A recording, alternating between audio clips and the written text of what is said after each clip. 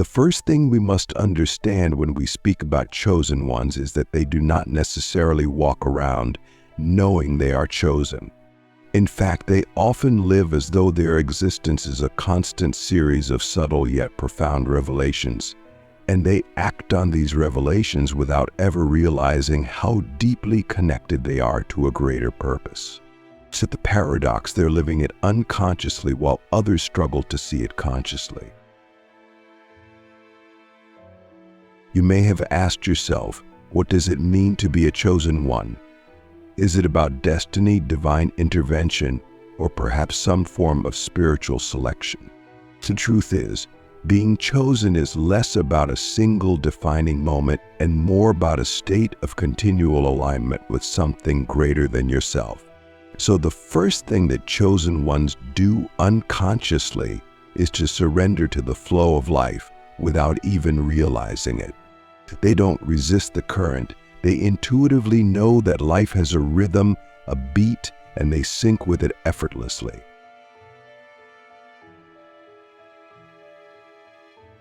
Click subscribe to this channel to get more profound spiritual lessons.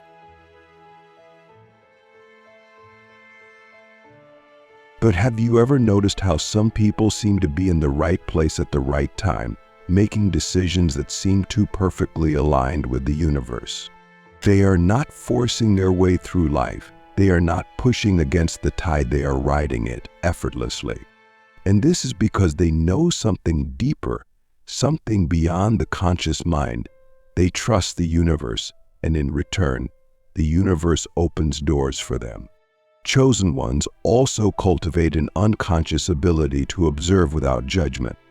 They see the world as it is, not as they want it to be. Now, this is the second thing they do: unconsciously observe, absorb, and process reality in its raw form. When you stop imposing your will on the world and instead allow the world to reveal itself to you, you open your heart to deeper truths. Most people are too busy projecting their desires onto the world to see it as it is. But a chosen one knows, even without thinking about it, that true wisdom comes from listening, from observing, from being still. This leads us to an important question: how often do you observe without judgment? How often do you let the world simply be without trying to change it or force your perspective onto it? In those moments where you are still, where you truly see without the filter of ego, you are walking the path of the chosen one, whether you realize it or not. The third unconscious act of the chosen ones is the cultivation of an inner knowing. This is not the kind of knowledge you acquire from books or teachers. It's an intuitive, almost instinctual understanding of life's deeper mysteries. It's as if they carry a compass within their hearts, always pointing them in the right direction, even when their minds are uncertain. This inner knowing is not loud. It does not scream for attention. It whispers, gently guiding them through the chaos of life. And they follow it, unconsciously trusting it without needing proof or validation. You might have felt this before, the quiet voice inside that tells you to turn left when the world tells you to turn right. Maybe you've ignored it, thinking it was just a fleeting thought. But what if that voice was your true self, your inner guide, your connection to the divine? What if by following it, you are aligning yourself with your highest purpose? This is what chosen ones do. Without even realizing it, they trust that voice. Ask yourself, am I listening to that voice, or am I silencing it with the noise of the world? The fourth unconscious action of the chosen one is their quiet rebellion against the ego. Most people live their lives in service to the ego, constantly seeking validation, approval, and recognition. But chosen ones, even without knowing it, have an inherent detachment from this need. They do not seek external praise, nor do they live for the applause of others. Their journey is inward, not outward. Have you ever wondered why the most enlightened beings, the sages, the mystics, and the spiritual leaders, are so humble? It's because they have transcended the ego's need for power and dominance. They have realized that true power lies in humility, in service, in love, not in control.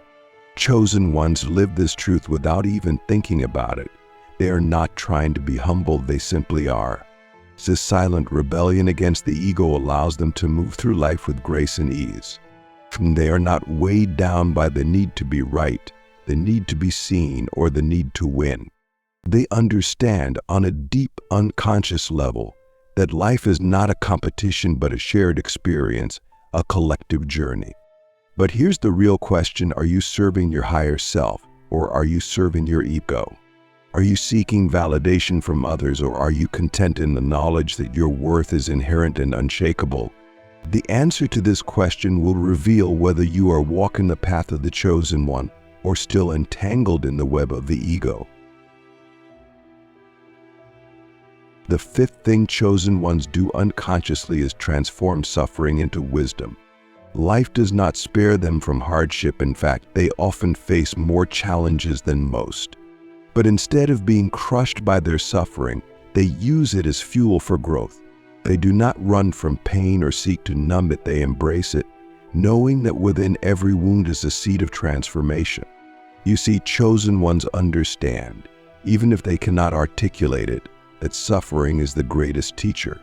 It breaks us open, strips away our illusions, and reveals the truth of who we are. Through suffering, they find their strength, their resilience, and ultimately their purpose. So I ask you, how do you respond to suffering? Do you resist it, deny it, or try to escape it? Or do you allow it to transform you? The way you answer this question will determine to our aligning with the unconscious wisdom of the chosen ones, or whether you are still avoiding the lessons life is trying to teach you. In this final part, we dive into what it means to live as a chosen one in a world that often feels disconnected from its spiritual roots. Chosen ones, as we've seen, do not live their lives consciously aware of their path. They do not wake up each morning thinking, "I am chosen." Yet through their actions, their thoughts, and their unconscious behaviors, they align themselves with the divine plan. But what if you could bring these unconscious behaviors into your conscious awareness? What if, instead of walking through life unconsciously embodying these truths, you began to live them with full intention? What kind of transformation would that bring into your life? The first step is to trust the flow of life. We've spoken about this before, but it bears repeating. Life has a rhythm, a flow, and when you resist it, you create unnecessary suffering. When you trust it, the universe aligns in ways you cannot even begin to imagine. So the question is, are you still resisting the flow, or have you begun to trust in the divine timing of your life? Next, observe without judgment. This is harder than it sounds, but it is one of the most powerful practices you can cultivate. To see the world as it is, without the ego's interference, is to see the world through the eyes of the divine. When you strip away judgment, you allow yourself to see the truth, and in seeing the truth, you open yourself to wisdom. Then listen to your inner knowing. That quiet voice inside you is not just a random thought, it is your connection to the divine, to your higher self. By following it, you will find yourself on the path of the chosen ones, living your life in alignment with your highest purpose. And finally, embrace suffering. Do not run from it, do not hide from it.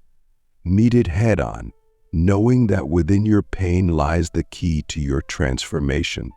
The more you resist suffering, the more it will persist.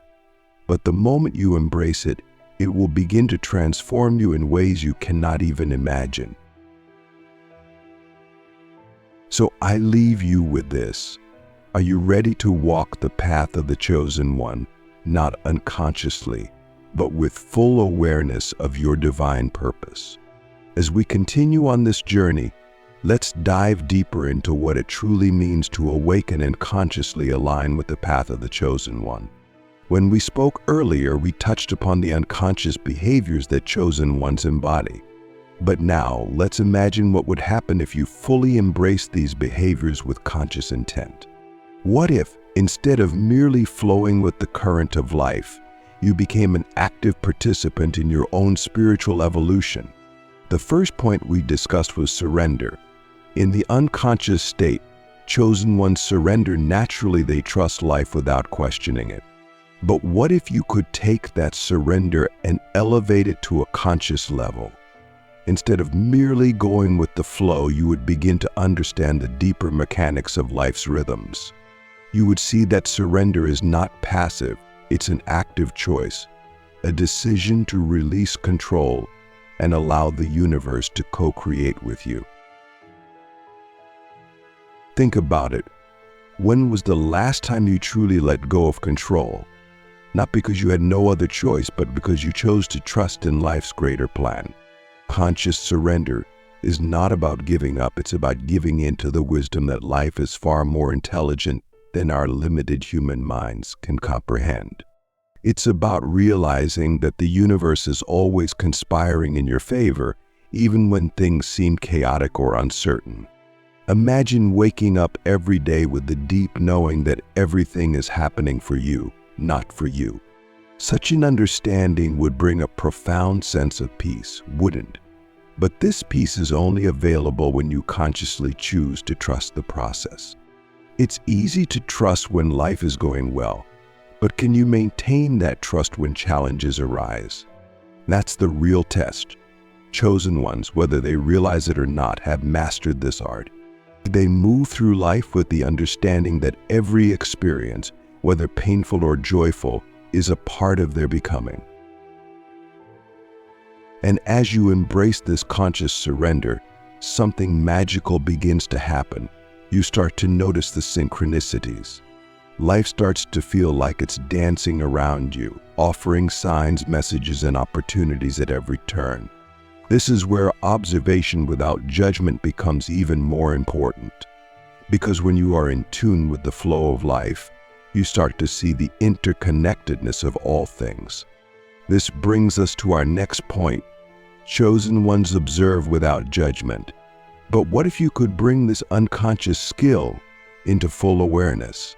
What if you could train yourself to see the world through the eyes of the divine in every moment, consciously recognizing that every person, every situation, and even every challenge is a reflection of the greater whole?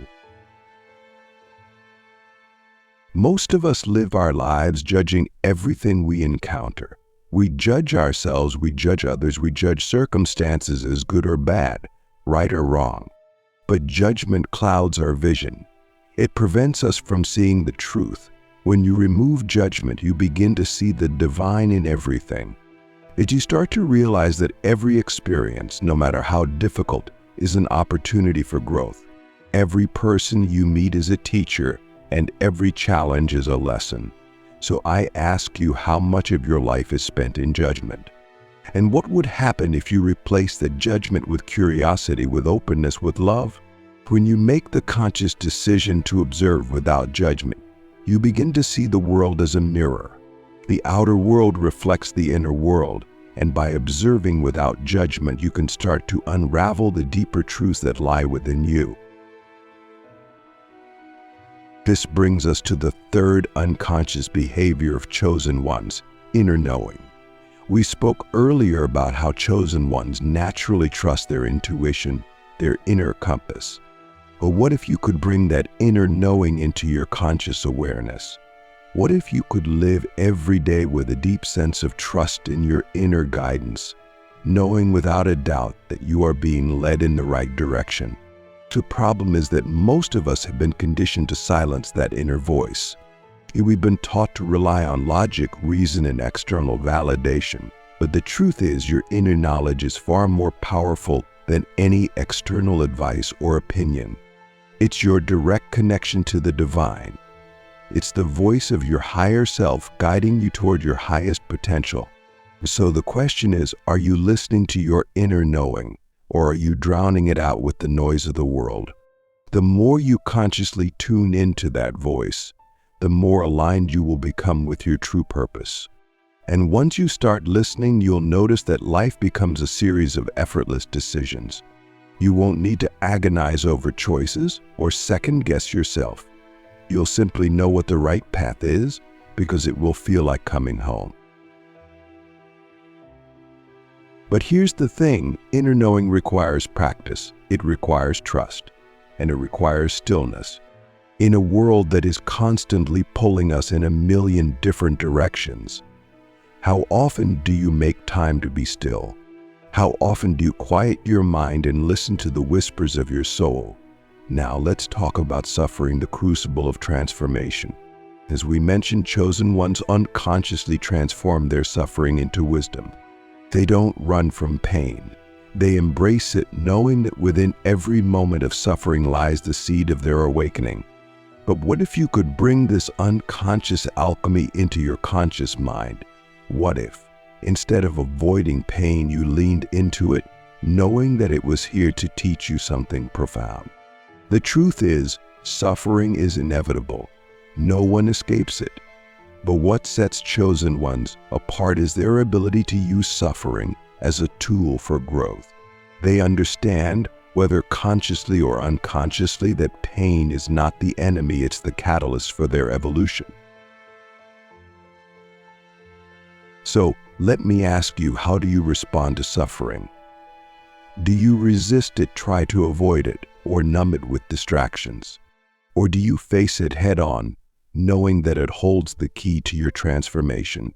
When you consciously embrace suffering, you begin to see it for what it really is, a gateway, a doorway to deeper understanding, greater compassion, and a higher level of consciousness.